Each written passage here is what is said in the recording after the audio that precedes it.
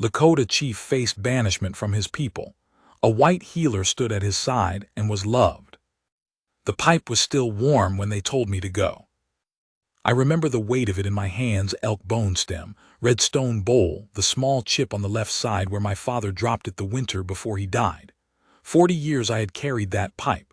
I set it down on the council mat and I did not look at any of them. I looked at the smoke. There was still smoke curling up from it, slow and pale against the lodge skin, and I thought, that smoke does not know what just happened. That smoke does not care. It goes where it goes. Rides Far spoke the words. He was younger than me by 12 winters, but he stood straight enough that you would not have known it. He said the council had met. He said the people had spoken in the old way, through the elders, through the Akasita. He said my decision to allow the treaty riders into our wintering camp had broken something that could not be mended. He used that word, broken. In our tongue it carries more than it does in English. It means a thing that has gone wrong at the root, not at the branch. He meant it that way. He wanted me to know he meant it that way. I did not argue. There was nothing left to argue. What I had done, I had done. I believed it would protect the camp that winter. I believed the soldiers would come regardless, and that having met the treaty riders first would soften the thing. I was wrong, or I was right, and it did not matter, because what the people saw was their chief walking out to meet the white men before the scouts had finished counting their number. What they saw was me being friendly with the enemy. That is what they called it, the enemy. I had governed this band for 19 years. My father before me and his father before him, 3 generations of our family holding the people together through every hard thing the world could put in front of them. Smallpox, drought, the long war with the Crow, the soldiers' first coming. I had led the hunt when the buffalo were thick enough to shake the ground, and I had led it when we could only find stragglers and calves. I had stood between the people and 3 different Indian agents who wanted to count us like cattle and mark us in ledgers. None of that was spoken in the council. Rides Far said I should take what I needed for the winter and go east toward the river. He said when spring came the council would meet again and perhaps things would be different. He did not say what different meant. He did not say what I should do if spring came and the council met and things were still the same. He handed me back my pipe, which was some kind of mercy. I took it. I walked out of the lodge and the camp was quiet. Not quiet the way a sleeping camp is quiet. Quiet the way a camp goes quiet when everyone is watching and no one wants to be caught watching. I did not look at any of the lodges. I got my horse. I got the pack horse. I took my rifle and my blankets and the small bundle my wife had kept for 19 years that held the medicine things, the feathers, the tobacco, the hair from my grandfather's horse. My wife had been dead for 4 winters by then. There was no one to say goodbye to who would have said it back. I rode east. The first night I did not sleep. I made no fire. I sat with my back against a cottonwood and listened to the river and thought about the pipe and the smoke curling up and whether that smoke had reached anywhere that mattered. I ate dried meat. I drank river water. The cold was the kind that moves into your joints and stays there. I was 53 years old and I had never in my life slept alone outside in November. I thought about dying. Not in the way a man does when he is afraid, more the way a man does when he is taking stock. I thought, if I die here by this river, no one will know for some time. The Crow might find me in spring, or no one. I had been a chief of my people for 19 years, and if I died here alone in the cottonwoods, I would lie there until the elements took me. That was not self-pity. That was just the arithmetic of it. I looked at the river and thought about the arithmetic. I was still thinking about it when I heard the horse. Not fast, a single horse walking from the south.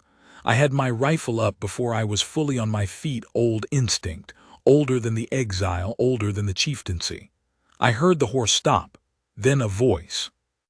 I'm not armed, I have a lantern. I'm going to hold it up so you can see. A woman's voice, English. She held the lantern up and the light made a small orange world around her, and I could see she was telling the truth about the weapon. She was sitting a gray horse. She wore a heavy coat and a hat tied down with a scarf against the cold. She was looking in the wrong direction, toward where the cottonwood's shadow was thickest, not where I actually was. I said in English, "I am here." She turned toward me. She did not flinch at the rifle. She looked at it and then looked at me and she said, "I thought you might be upriver from the camp. Are you hurt?" I did not answer right away. I was trying to understand the question. She said it like a practical thing, like she was a person whose business it was to ask whether people were hurt. "No," I said. "All right," she said, "I have food, and I have medicine if that changes.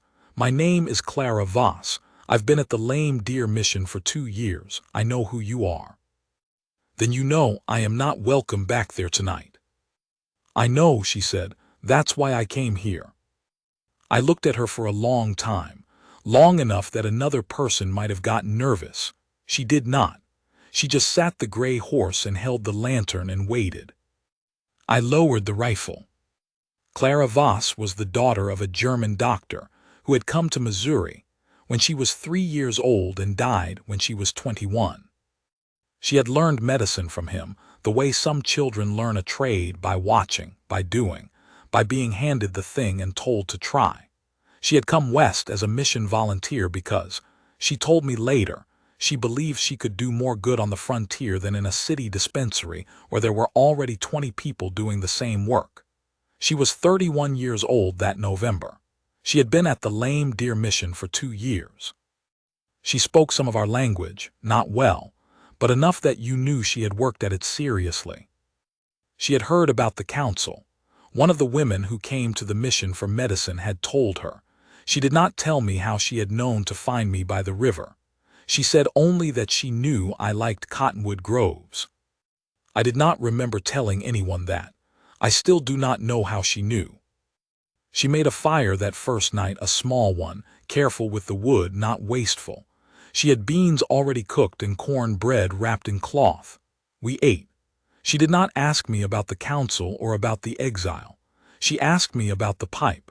She had seen me set it down that night and she had noticed from the edge of the camp, and she wanted to know whose pipe it was. I told her about my father. I told her about the chip in the stone. She listened the way good listeners do, not just with the eyes and the nod, but with the whole body, still and attending. When I stopped, she waited to see if there was more before she said anything. There usually was more. "The smoke still goes somewhere," she said. "I believe that." I had thought about the smoke the night before. I had not told her that. I did not know what to make of it. We slept on opposite sides of the fire. I slept, which I had not expected. In the morning there was frost on my blanket and on hers, and the fire was down to coals and she was already up, adding sticks to it with methodical small movements, not wasting any of the heat. She said she was going to stay until I decided what to do next. I said, "That is not necessary." "I know," she said. She had a way of saying "I know" that was not agreement and not dismissal. It was more like, "Yes, I have already accounted for that, and here I am anyway." We stayed at the river for 4 days. I did not plan to. The first day I thought I was resting, gathering myself, taking stock before I went wherever I was going to go. The second day I was still there, and I told myself it was because the gray horse had thrown a shoe, and Clara needed a day to find the problem and fix it herself, which she did with a calmness that impressed me. She was not a woman who waited for a man to solve mechanical problems. The third day I stayed because a cold front had moved in from the north, and the riding would have been miserable, and there was no particular place I was in a hurry to reach. The fourth day I stayed because I had begun to understand that what was happening at that river camp was something I had not had in a long time, maybe ever. Someone was paying attention to me, not to the chieftaincy, not to the treaty question, or the winter hunt count, or the disagreement with Ridesfar that had been building for 3 years. To me, an aging Lakota man sitting by a river in November, alone in a way he had never been alone before. Clara Voss was paying attention to that specific man. She did not treat me like a problem to be solved. She did not pity me. That was the thing I noticed first. There was no pity in the way she moved around me or spoke to me. Pity has a smell to it. I had met enough missionaries and Indian agents to know pity very well, and this was not it. She treated me the way she treated the gray horse, with directness and respect and an assumption of competence.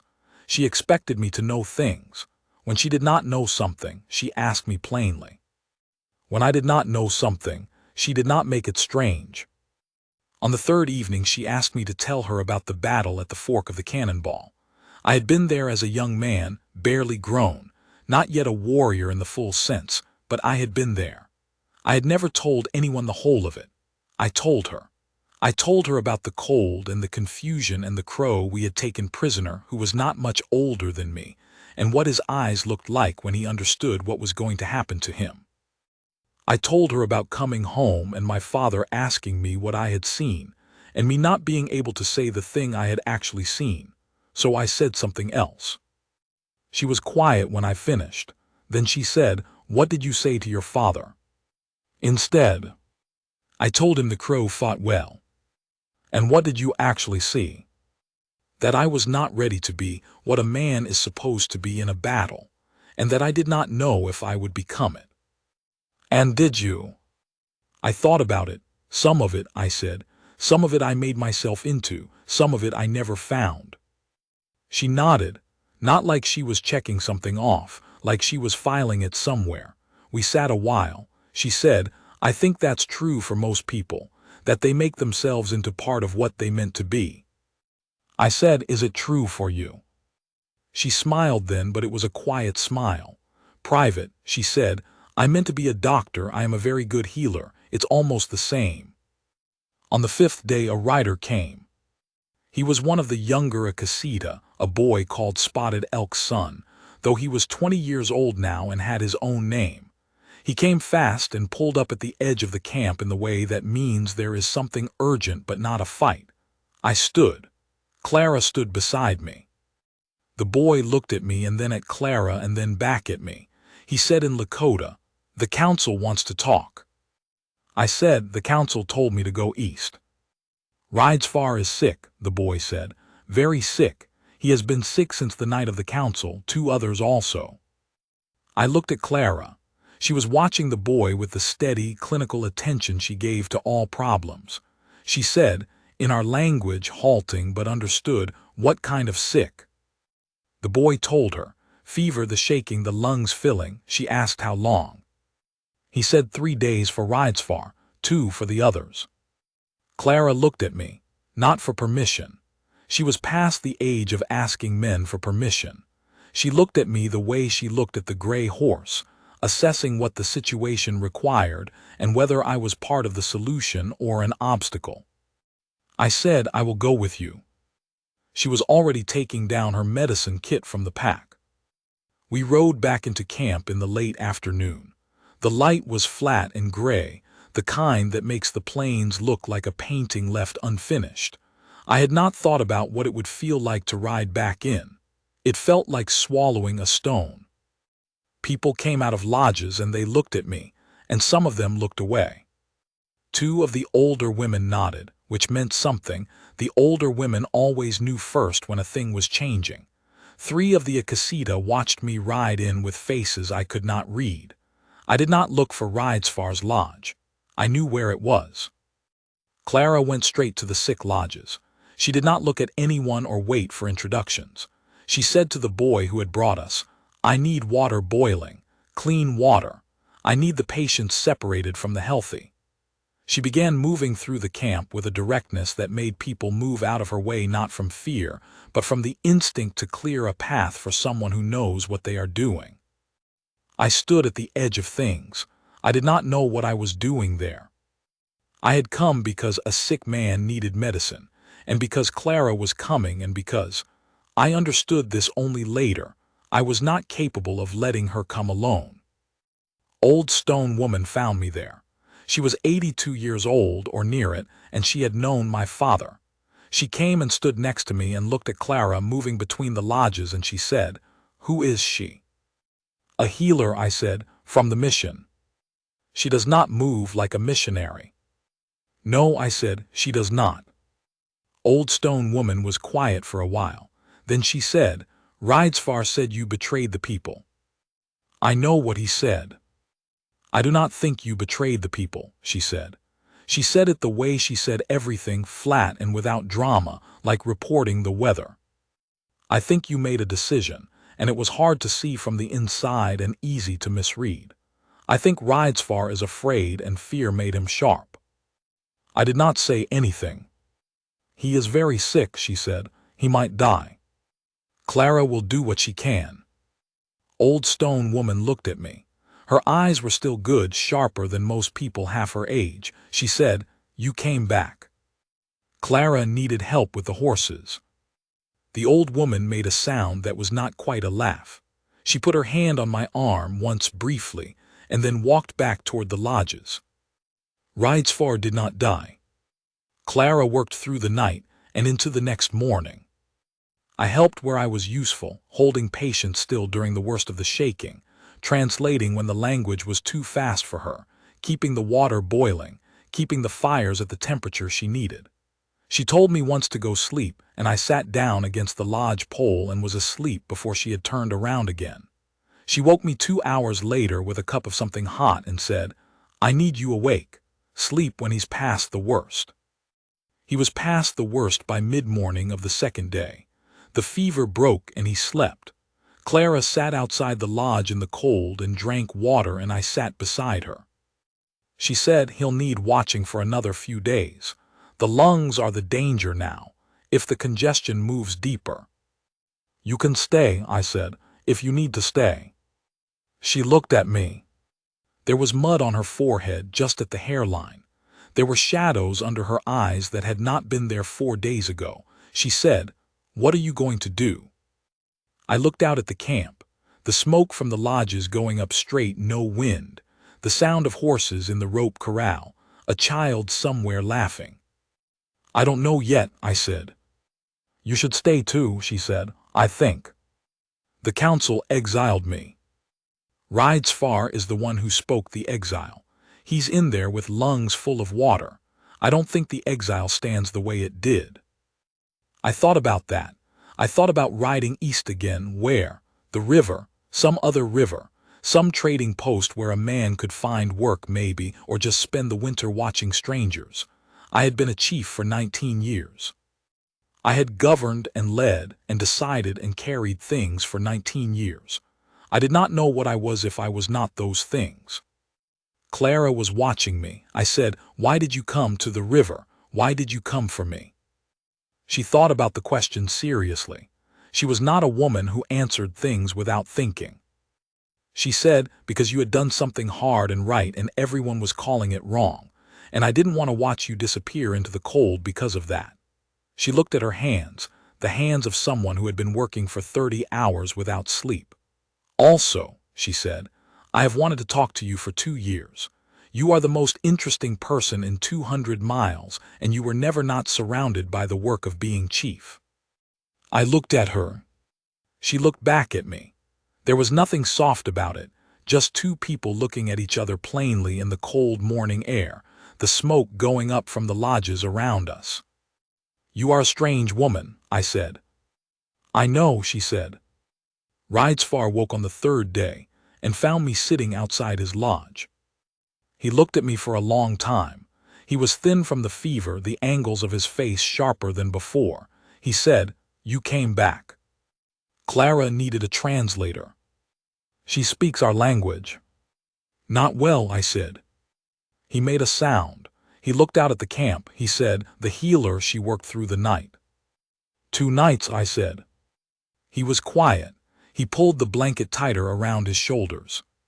He was cold the way people are cold coming out of a high fever, the kind of cold that lives in the bones for a while. He said, I was afraid. I waited. In the council, he said, I was afraid of the soldiers and I made it into anger at you because the anger was easier to do something with. He said it the way old men say difficult things, not fast, not performing, just saying the thing flatly because there is no longer a good reason to carry it around. That was wrong. I said, You believed what you believed. I believed what the fear told me. That is different. We sat for a while. The camp sounds came and went around us. Somewhere a woman was singing, one of the grinding songs, the rhythm of it slow and steady. He said, "The council will meet when I am strong enough." I know. I think the vote will be different. I know, I said. He looked at me sidelong. He said, "Your woman saved my life." I said, "She is a healer." "Your woman," he said again, in a tone that meant he was not talking about professional capacity. I said, "That is not settled." He almost smiled. He was too tired to smile all the way. He said, "It looked settled to me from in there." He tilted his head toward the lodge. "She kept looking at the door every time someone came through it to check whether it was you." Clara found me at the horse corral that afternoon. She had slept, finally, 4 hours, maybe 5, and she looked like a different person, the shadows still under her eyes but something else restored. She came and stood beside me at the fence rail, and we watched the horses for a while. She said, "I'm going back to the mission tomorrow." Something shifted in my chest. I did not show it. I said, "Rides Far needs watching." "I've told 3 women in camp what to watch for and what to do. They're more than capable." She paused. "I'll come back in a week to check on him." "You don't have to come back for that." "I know," she said. We stood at the fence. One of the young horses came to the rail and pushed its nose against Clara's shoulder, nosy and shameless. She rubbed the flat of her hand along its nose without looking at it, the gesture automatic, comfortable. She had been around horses a long time. She said, "I want to ask you something, and I want you to answer it plainly." "All right." "When the council meets and votes, if it goes wrong again, if they decide the exile stands, what will you do?" I looked at the horses. I thought about the river, the cottonwoods, the cold, the arithmetic. "I don't know," I said. "Will you tell me when you know?" I turned and looked at her. She was looking at the horses, her hand still on the young one's nose, her profile showing the weariness of the past 2 days, and underneath it something that was simply her face. The face of a woman who had been paying attention to me for 2 years from the corner of a mission, and who had ridden out alone in the dark to find me by a river. "Yes," I said, "I will tell you." She turned and looked at me. Whatever she saw, she held it for a moment. Then she nodded once, and that was that. The council met 10 days later. I stood outside while they met. Old Stone Woman stood with me. She had decided this on her own. I had not asked, and she had not offered. She had simply come and stood beside me with her blanket around her shoulders, and her old face set in the expression she wore when she was tired of the way men managed things and was supervising from a distance. The meeting went for 2 hours. I could hear the voices but not the words. I did not try to hear the words. I looked at the sky, thin clouds coming from the west, temperature dropping. There was going to be snow before nightfall. When Ridesfar came out, he looked like a man who had just climbed something steep. He stood in front of me and he said, "The council has decided the exile was made in error. You are restored." I stood there. Something moved through me that I could not name. It was not quite what I expected. Not relief, exactly. More like a door opening in a room I had almost forgotten was there.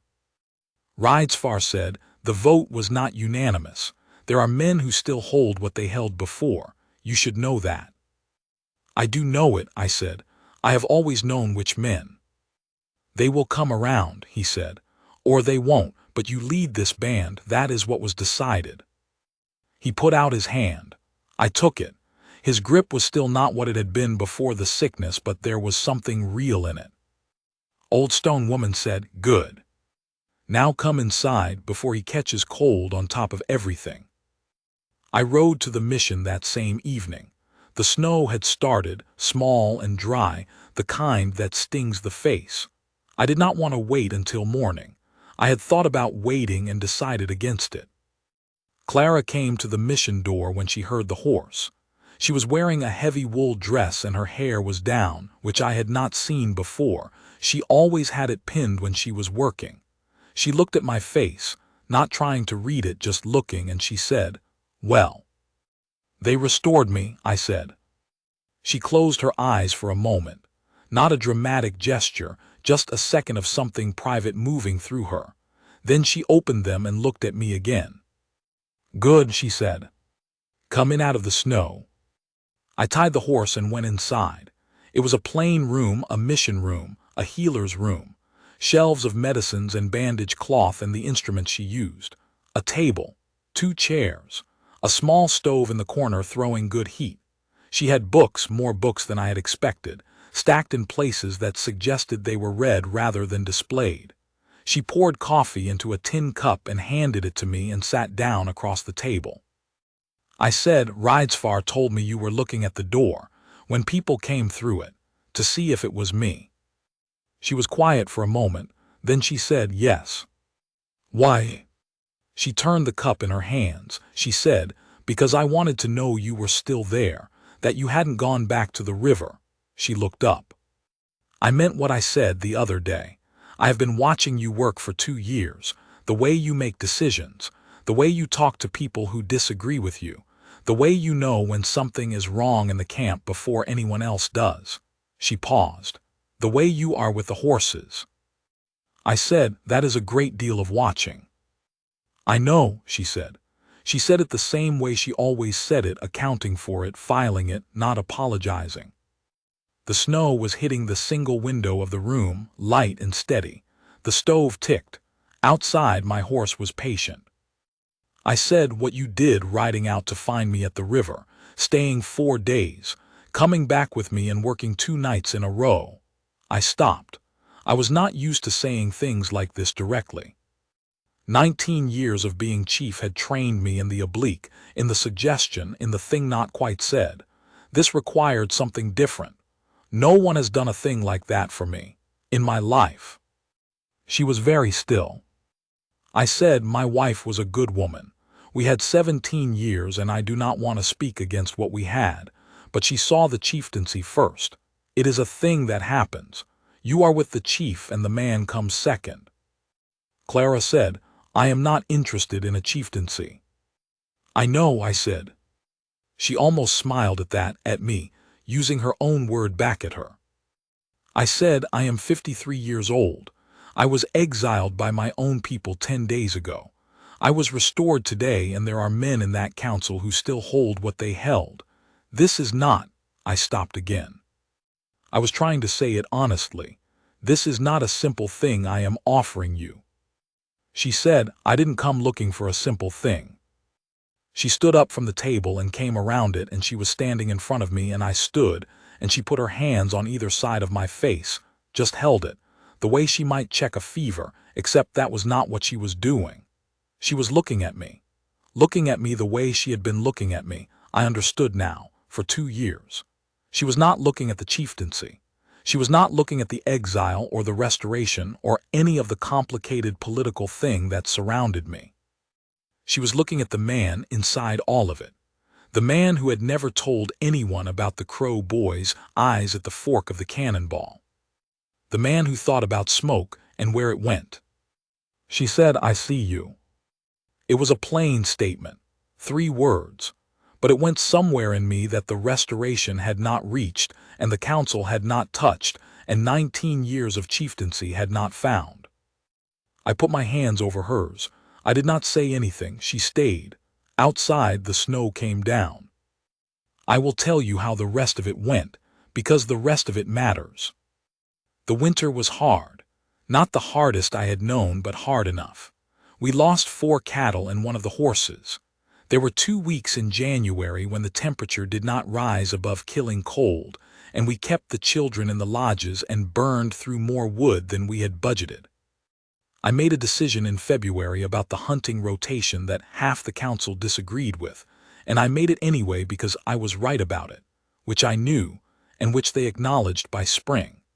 The men who had voted to keep the exile sat across fires from me, and some of them came around, and some of them did not. Ridesfar and I worked alongside each other with a caution that was different from what we had had before but was real and functional.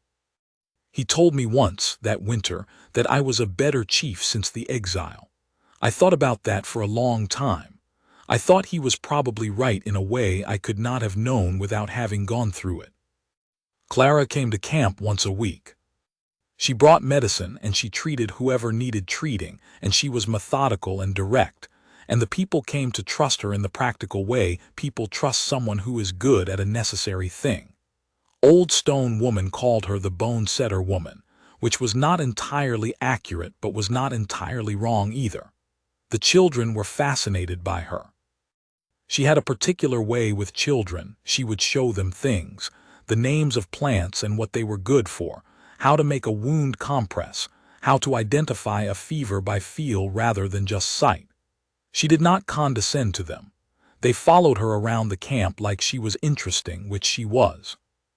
In March, she moved her practice to the camp. This was her decision, not mine. She told me one afternoon that 2 years of riding back and forth was inefficient, and that the people who needed her most were not always able to come to the mission. She told me she had already spoken to the mission director, a man named Hoffman who respected her work even when he was not sure what to make of her methods, and had his reluctant approval. She said she would keep a room at the mission for when she needed supplies or needed to consult Hoffman's medical books, but her actual work would be here. I said, "You made this decision already?" "Yes," she said. "Before you told me?" "Yes." I looked at her. She looked back at me. She was not asking for permission, and she was not pretending to ask for permission. She had made a practical decision about her work, and she was informing me as a matter of courtesy and perhaps some deeper kind of communication. The kind that says, "This is what I am doing and where I am choosing to be, and the where is not incidental." I said, "There will be talk." "There's already talk," she said. "It will get louder." "I expect it will. Will that be a problem for you?" I thought about the river, the cottonwoods, the cold, the arithmetic. I said no. She nodded once, the way she nodded when a question was answered and filed. We married in May. Not a church ceremony. Clara was willing, but it was not what either of us wanted, and the nearest circuit preacher was 3 days' ride. We married in the way my people married, which meant there were gifts exchanged between families, except that Clara's family was not present and was not, in the way things stood, reachable. Old Stone Woman stood in for the family's side. She did it with tremendous dignity, and I thought, watching her, that she had wanted to do this since November, since she stood next to me outside the lodges, and had decided something I had not been told about. Ridesfar was there. He had his full strength back by spring, the way people come back from serious illness, sometimes stronger in certain ways, thinner and a little different in the eyes. He stood at the edge of the gathering and watched. Afterward he came to me and shook my hand again and said, "Good." That was all he said. It was enough. We did not have a wedding night the way stories tell it. We had a cold night in the new spring, and a tent that was being used as a space for storage more than sleeping, and Clara knocked over a crate of her medicine bottles in the dark, and we both stood very still listening to them roll and praying none had broken. And then we started laughing quietly, because the situation was genuinely ridiculous, and also because we were both tired, and also because it was May and we were married and the bottles had not broken.